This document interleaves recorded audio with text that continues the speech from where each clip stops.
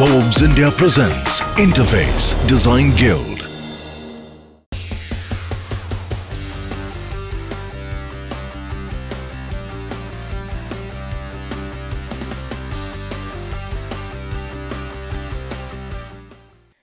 As our cities grow denser and more complex, one question is becoming harder to ignore. Who are we really designing for? For decades, public spaces were shaped by planners and policymakers, but today that model is evolving. Communities are no longer just users of public spaces, they are becoming collaborators. From integrating local craft and cultural memory into contemporary architecture to using technology for wider civic participation, co-design is reshaping how we think about governance, sustainability, and long-term value. But is participation enough? How do we ensure community engagement is meaningful and not just symbolic? What are the real challenges of shared authorship, and how do we measure impact beyond good intent? Hello and a very warm welcome to Forbes India presents Interface Design Guild. I'm Mugdha Kalra, and today we are going to find more about community as client in co-designing public spaces. Joining me is lovely Chinmayee Anant. She is the creative director at Adrian's, and I'm so happy to have you here because going through your work, it has been such a wonderful journey to see how inclusion is such a part of everything that is put in the design process. But for people who are seeing this for the first time or hearing about inclusive spaces, etc., what really inclusive designing means, Chinmayee, because when you think about inclusion and design, you would only think about perhaps accessibility. So where do we move from here to understanding what actually universal design, which you speak about, is, and what can we tell our audiences? Thanks so much, Mugdha, for having me here. And you have a lovely team out here. I need to say that first. Warm hospitality, lovely feelings. And that's the initiation of universal design for me, right? It's very easy to say we are inclusive in our approach. Very cliched statement when you say we include all diversity when we look at it. But like you rightly said, having an access-friendly environment is not inclusive alone. For us, universal design, inclusive design speaks about one particular environment that can let anyone be themselves. And when we say let them be themselves, we also mean in their truest, purest core form, without having to depend on anybody else, giving you that sense of belonging and that sense of freedom, instilling that pride and letting you say, yes, I can be myself here without having to depend on anybody, but have others around me. So as a unique individual, I can still be part of the larger collective and be happy about it. You know, it's interesting you talk about pride. And when I talk about pride in design and being in spaces that feel inclusive, I'm immediately drawn to now this beautiful art in all our states, right? When you actually touch down into a new city, you know, their walls are talking about their art, their culture, and it is such a welcome change. And I feel so proud because I'm sure when people are coming to these spaces, they are also noticing that, you know, this city perhaps stands for this. This is what the culture and the fabric of the city looks like, or the state looks like, and it's such a warm feeling. And so I completely agree with that. Having said that, you know, there is always that question, who is designing inclusive spaces? Is it by design, as in the designer and the interior decorator, the architects, are they coming together? Or is it now an ask by the people themselves? Have we matured? Have we really reached that place that it is both led, or at the moment it is only design led, and we are hoping that, you know, more participation will also come from communities? A slightly longer answer there, right? It's either designed or not designed. There is nothing that can come and tell you it is good design or it isn't, right? There's no bad design as such. Right. It's either designed or not. As architects, we are only catalysts, right? In bringing out to the table what should work for everybody. But like we've been speaking about it for so many years now, the same set of environment, the same set of designed spaces will vary within a city as well. Depends on the community, depends upon the age group, depends upon the kind of people who are cohabiting those spaces. Becomes very critical. While architecture can provide a means, a platform for inclusivity, eventually it's the emotive feels within the people that can form an inclusive community. It came to us quite naturally, if you go back in history, quite naturally, quite organically, the way communities were evolving. Courtyard house design, katte design, it's Yeah. called in the south of India. You see a lot of climatic and responsive design, Yeah. right? Climate respected design. Where's the sun harsh? Where's the light available? Where's the water available? Conveniently, people now say get a vastu consultant if you want to get it right. Correct. But with some basic fundamentals in place, you can see how our ancestors got it right. Somewhere with the advent of easy access technology coming in, maybe we Yeah. had lost it, but nowadays we see a lot of sensitivity coming in from communities as well. It could be because they've faced it themselves, they've seen it in their immediate vicinity, or they anticipate something to happen in the future. The emotive resilience, I feel, has gone up.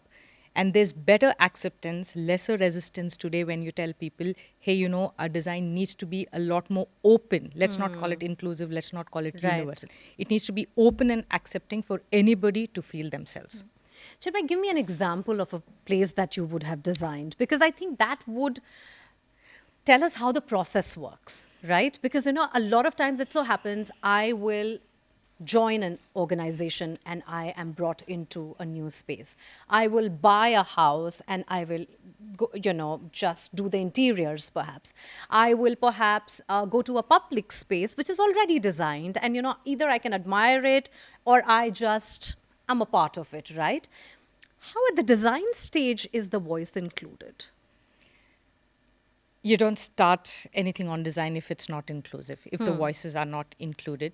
We've been quite fortunate that way. Most of the clients, of course, in Adrian's currently we specialize in workplace environments, but we all have come from different backgrounds, where we've explored with architecture, with sociology, with psychology. So what eventually happens is that the human centricity in design upholds all other belongings within the community. A majority of our projects today are an outcome, not even a Okay. byproduct, are an outcome of community-led or inclusive decision making. Give me an Let me come there. example. I will not name the client, but a job that we did in Singapore. That was Okay. the first job, and quite fond quite fond of that, simply because that happened during the COVID times. Right? Okay. We did that job remotely. We delivered the job remotely. First of all, Singapore being the hub for a variety of different cultures coming together. Not only the people there, it was already a hub from a cultural standpoint. Added to that was the variety of businesses that we were designing for, the variety of the stakeholders we were designing for. Everybody had something or the other to say in the new office space, right? They were all moving from one of the older buildings to a new iconic building. Okay. And the times were very uncertain. People didn't even know if they're going to have teams that will Yeah. come back to them after Yeah. half a year. Yeah. At some point, we said, let's start. How do we bring back the Singapore feel within the office? The office today is designed to have central green areas. So you walk in the garden. You somewhere imbibe what the outdoor of Singapore is, all the greens, all the rain, True. all the temperature that you feel within the community spaces, the circulation spaces. But the work hubs became a lot more private for individual cultures, individual communities that you see across the city as well, right? Apart from that, we said, let's bring spaces. We worked on me spaces and we spaces. Okay. But at that level, we said we need the third space, which is the R space, because that's where people are coming back. Right. That was interestingly the point where the bird park in Singapore was getting shifted out of Jurong, getting closer to the zoo area. And then there we said, can we imbibe that from a community perspective? People there are right. very proud of what happens with their bird culture. Over about 3 weekends, we said all the graffiti work in the offices, while it was spearheaded by a designer, was completed by the communities within the office. We said, please spare a Saturday across 3 weeks. Come down, we will give you an outline. And today you see some very bright, plush, happy birds, chirping without you hearing them in the office spaces. But that's something that the community did together. It didn't matter what race, what culture, what religion, or which team you came from. Everybody says, I did the wall. I did the wall. And when you have 4 people, they say, we did the wall. That was the whole idea, right? So there's something that goes back to the art. For the same client, when we worked in Singapore, we moved out into Australia. And we said, while Australians come very hard with the modern contemporary approach they have, can we go back to the basics, the Aboriginal art? A similar experience, but with Aboriginal art as the medium came out for the teams there. So it becomes very important to include people, even if it means we are agreeing to disagree. Hey, it's a trade-off. You get something, I get something. But together, can we do something better? As a collective, we are definitely better than our individual selves. So let's be happy together. Wonderful. And I think that sort of so beautifully brings the art, culture, and traditional practices of India if we choose to put it at the design level, right? And there is so much to explore in that space because we have so many arts. How do you curate it then? How do you decide what art to put, what kind of show and feel and that sensory element that you bring? How does that work out? Because, you know, and now that we're talking about a lot of people with different neuro abilities, different sensory abilities, how do you make them feel, okay, this is my space and I can be, and I don't have to sort of fit in, but I belong here? I'm smiling, Mugdha, because when you start this exercise, you feel it's easy, right? You're going to tell the client, this is what is going to work well, and you're going to have a pretty space that talks to you. But what we've realized over a period of time, that it's a lot of back and forth. You start with something. Geography makes a huge, huge difference in how you design spaces, right? And then there's a cultural aspect. Then there's also the aspect that most of the clients that we work with are global organizations. You cannot lose the brand identity. Correct. How do you bring that in? There's a very cliched term in our industry. It says glocal, 80% global, 20% local. But it's quite a farce, if you ask me, right? If you're not achieving it the way it needs to be embodied in spaces eventually. A sensory odyssey is what I call it. Nice. Right? It's something that can stimulate anything with anybody, right? I could have 3 out of 5, you could have 4 out of 5, somebody could have maybe 1 out of 5, but having that 1 out of 5 is very, very critical. And the fabric itself is so much to play with, right? The fabric of experiences. You play with local nuances, the art, the furniture, the finishes.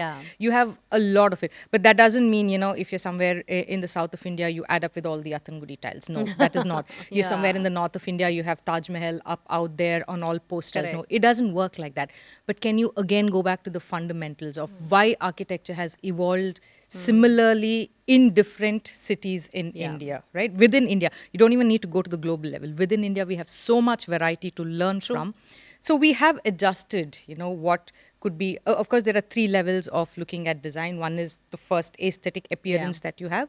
The second is the feel where the mind connects, right? The third is the soul space. You design for the heart, you design for the brain always, but you miss out on the soul space. For that, you come down to understand, like I always say, somebody's music is somebody's noise. Somebody's light is somebody's darkness. Correct. Somebody's hot is somebody's cold. Yeah. Today, inclusive design also talks about having the right office temperature, having the right lighting level. Do I like yellow light? Do I like warm light? But does that mean everybody sitting here has a control and can play with it? No. Can we agree to a range and not to one particular point? So it becomes very important. Fair enough. To bring in local elements, but also have some of the fundamentals, non-negotiables in place. No, I think that's such an interesting point you made because we are working with volumes. We are working with people of all kinds of sensibilities.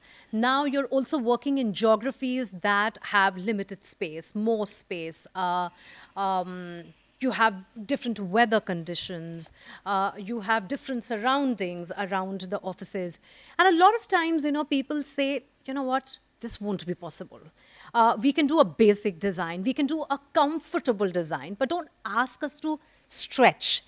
How do you find a middle ground then? You know, because a lot of times there are constraints and it is easy to give up versus to say, all right, let's find find something which can balance everybody's sentiments or everybody's asks. Right. But is it actually possible on ground? The first shift is certainly with the mentality that we have. A lot of the larger organizations today recognize that and are ready to change it. But like you said, there are a lot of other constraints also. The cost could be one, time could be Cost another. actually is the biggest. Is a Yeah. massive, Yeah. you know, it's a showstopper. At some point, it comes down to saying, hey, let's not do this. It's not going to help us in any Yes. way, right? But that is where we are urging people to get out of their comfort zones, go beyond what is the bare minimum. Right. You say you want a space that is accessible to everybody, which is emotionally accessible to everybody. If you can't do 100% of it, can we say, hey, let's at least achieve about 60, 65% of that space to be available for everybody? If you ask me, it is still quite sinful to say, hey, you know, there's only 65% that is universally available for everybody. But again, lesser discrimination could lead to zero discrimination tomorrow. I would rather fight for that than say, hey, you know what, let's not do it this time, we'll wait for another project. The mental shift in understanding that small cushion of discomfort and then saying, yes, I'm pushing myself to help my organization, my teams, my the entire set of the cultural community that comes Yeah. into being. Right? I think that becomes very important.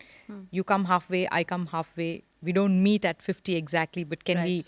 look at a range where we can improve? Can we evolve, change for the better? And especially in our industry, we are revisiting jobs, Right. we are redoing jobs, or we are progressively working with clients.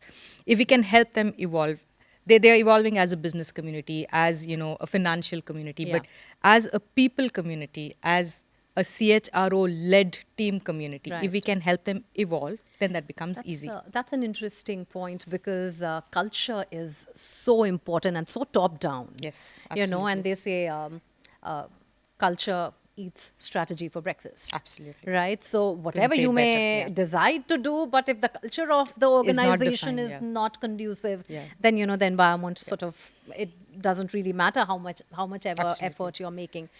How does it happen at your organizational level as well to now tell everyone to be on board an inclusive universal design versus doing something that they've been doing for ages? Because you know you're working with generations. The younger lot is coming perhaps with more enthusiasm and more language of what design should look like, or what my soul in this design is like. So, you know, how do you bring everybody on the table? I do feel that you have answered it in the previous question, which is, you know, give and take, do a little. But is that one of the challenges on the table when you're sitting with your designers and everybody else who needs to execute it? Absolutely. Always a challenge, because anything that's out of the comfort zone is not easily acceptable by anybody, right? Especially large organizations who know they've done it successfully so Right. far. Bringing everybody together, creating a wish list. That's where it starts, right? Let's it. create a wish list. Everybody wants this. Let's sit down. You tell us what you want. We will hear you out. 2 days, 3 days, a week. We are here. We hear you out. Then we analyze. We go back. Hey, we heard you. We know what you want. Now let's sit down and tell you what you actually need. Let's filter that out. And in the bargain, there could be certain aspects that you feel are absolutely required. But when we look at the overall scheme of things, we are zooming out and we're looking at you as a community, not as a single team. And then maybe we can say, this is something that needs to be traded off. It becomes very critical again, because top down is one bit, but bottoms up is another bit. Like you rightly said, age demography is something that's massive today. How they work, how they think is different. Cultural demography, historical demography, professional demography. Within an organization, you have 13, 14 business units that sit together. Yeah. Not any different from 3, 4 generations living in a joint family from what we know 50, 60 years ago. Nothing changes. Does it come at a cost? Because sustainability does come at a cost. Designing with SDG goals in mind also comes at a cost. And we've been told about it that businesses are actually struggling when it comes to that, because the cost is an important factor. Are we now entering a time where there are more options available, where there's more research available, and perhaps the cost can actually come down, and actually it is not that expensive to be inclusive in your design? What do you have to say about that? Are digital tools happening? Is the education happening? Is education helping? Digital tools helping? Or uh, is it now changing from a very cost heavy Driven, yes. exercise to perhaps something that can actually be done at any level and by anyone? The best part we feel is that everybody is now driven from a cost perspective to an experience perspective. A lot of decisions now are experience driven because let's face it, you don't have the right experience in your organization, Yeah. your people will move out. Yeah. Right? But having said that, it's very critical to also be aware of what is right for an organization. What works for organization B doesn't work for organization A. So let's look at how that can be put in place. You asked me what the challenge is, right? Is that a challenge at all? A large change we have seen off late is it's not the CFO that alone makes a decision today. Yeah. We, in fact, refuse to have conversations if your people's manager is not out there, if your CHRO is not there. So looking at a CRO sitting on a decision-making table today, along with the CEO and the CFOs, has given us a large amount of confidence in where behavior-led, emotion-led design is making way for cost-led solutions, right? So it becomes very important for us to understand what sustainability. I'm not a sucker for certifications. Sustainability doesn't come at the cost of being only carbon negative, but small practices, Right. generations to generations. We've seen how traditions have followed. Following traditions is a sustainable practice. Something as simple as, hey, you know what? The western side in India is very harsh. The southern side is very harsh. Let's not add any habitable spaces there. Let's look at spaces that are less habitable, maybe a conference room, maybe your terrace, maybe your veranda. That's how we design courtyard design, right? You had Yeah. the hot sun in the center, you had Yes. a buffer space, a colonnade space, and then the private spaces came. Correct. Can we bring back that basic common sense, is what I say. Fundamentals of design. And then you don't have to come back and tell me I have to run the aircon, at such high True. requirements through the day. So there's intelligence, there's design that can look at sustainability in a non-certifiable way. Something as simple as, can we keep the office windows open? Of course, there are issues with security, with compliance, but can we work out systems where I don't need to switch on light till about 3 in the afternoon? Yeah. Can Yeah. I work out designed Yeah. solutions that can be done? Of course, like you said, carbon neutrality, looking at certifications at a massive level, renewable energy, all of these are something we cannot do away with. And that's where tools and technology help Yeah. us. You have such strong data today to recourse your journey, to readdress some of the problems, solutions that you probably didn't have solutions about 5-6 years ago. True. Go back a decade, you didn't even know there was a problem.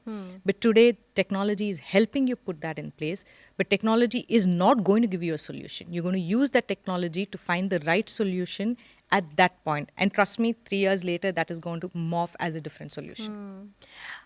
Before I let you go, what is exciting you about the space that you're in? How do you do your own um, homework, or rather, I would say learning and unlearning?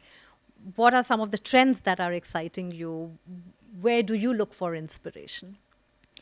The largest excitement is the people, right, Mugdha? With every new job, with every new project, there's a different set of people you're Yeah. meeting. And we're meeting people at a global level now. How people think, how people Yeah. have evolved, different age groups. That's very exciting.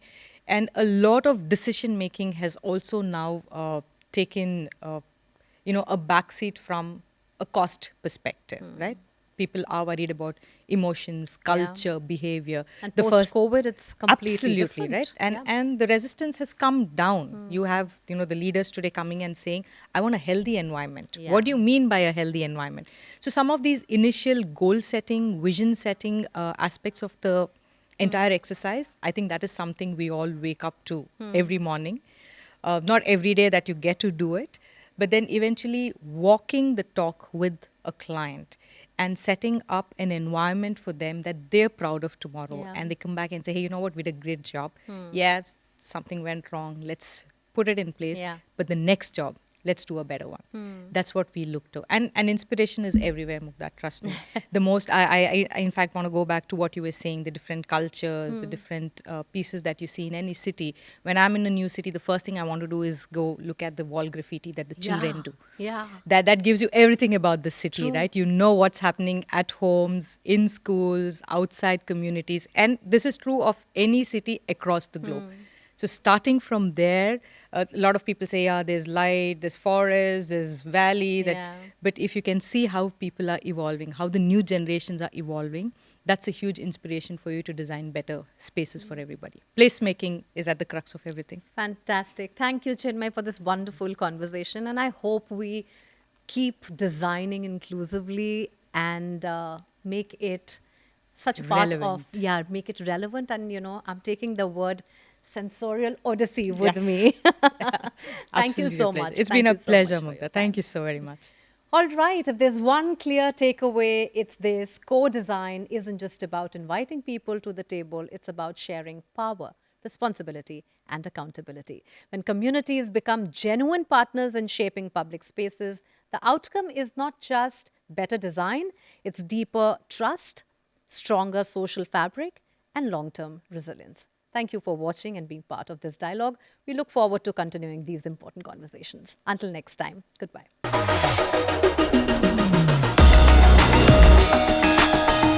Forbes India presents Interface Design Guild.